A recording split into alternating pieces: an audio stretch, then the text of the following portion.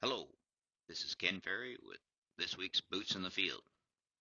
The Boots in the Field has been fairly quiet last few months as we got out of the field in the process of cranking large amounts of data for the first and the second meeting at South.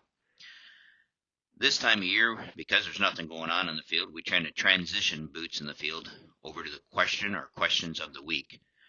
As I do meetings throughout the wintertime and visit with different farmers, if I notice a question that keeps reoccurring, I take note of that, and it becomes something we cover in the podcast. So this week's question of the week came from our retailer and grower meetings that we're doing in the state about fungicide. The question was, do fungicides pay in $3.30 corn? We showed data in the meeting of the 136 corridor, the dry area of the state, where we really struggled to get our fungicide trials to pay for themselves.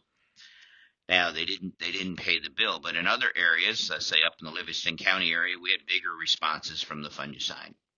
We look back over time in 2015 through 2017 data set. In 2015, 70% of the plots that we sprayed were above payback. Only 62% in 2016. 2017, when we get all done, we won't make 50% of the plots that actually paid their bill, meaning that we lost money on some of our fungicide plots out there. We also showed that if we sprayed only the fields that were above threshold, that the return on investment was pretty good. Matter of fact, between 2015 and 2016, it's somewhere between $12 and $13 an acre return on all your acres if you scouted them and only sprayed the ones that were above threshold from a disease perspective. Fields in that 136 corridor just didn't pay the bill, but that wasn't a surprise because we weren't above threshold when we put these plots in.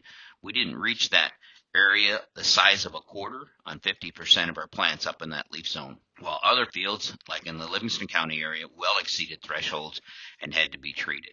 So the answer, should I apply a fungicide in 330 corn? The answer is yes, if you're above threshold. Yes, if you want standability for a portion of the back end of your harvest, you want to make sure it's standing there. Yes, if you have a susceptible hybrid with a history of good fungicide results. But if you're not above threshold and conditions are not conducive for a disease to take hold, I may want to hold on my spraying. Granted, I do know from our data, getting 3 bushel from a fungicide application is fairly easy to do. But today in 330 corn, 3 bushel doesn't pay the bill, which means somebody in your operation, your pest boss or somebody from his team has to be scouting these fields and assessing how much disease is out there, paying attention to the insects as well. Sometimes when you're making an insect application, you throw the fungicide in, you reduce the cost because you're already there. But somebody needs to be visiting these fields and make those decisions. As we said in the meeting, if we took a look at the return on investment to scouting, if we scouted all your acres, you were going to make $12 to $13 more an acre by only pulling the trigger on the fields that needed to be sprayed. I know some of you don't like the scouting, and some of you will say, well, Ken, I know that spraying fungicide on all my acres every year will pay 4 years out of 5 or 4 years out of 6, and that's good enough for me. That's what I'm going with. I don't have a problem with that process. I do have a problem with it if somebody says in the 136 corridor this year, well, I sprayed a fungicide and it didn't work, so I'm not going to worry about fungicides in 2018. That would be the wrong step to take. So we want to be realistic.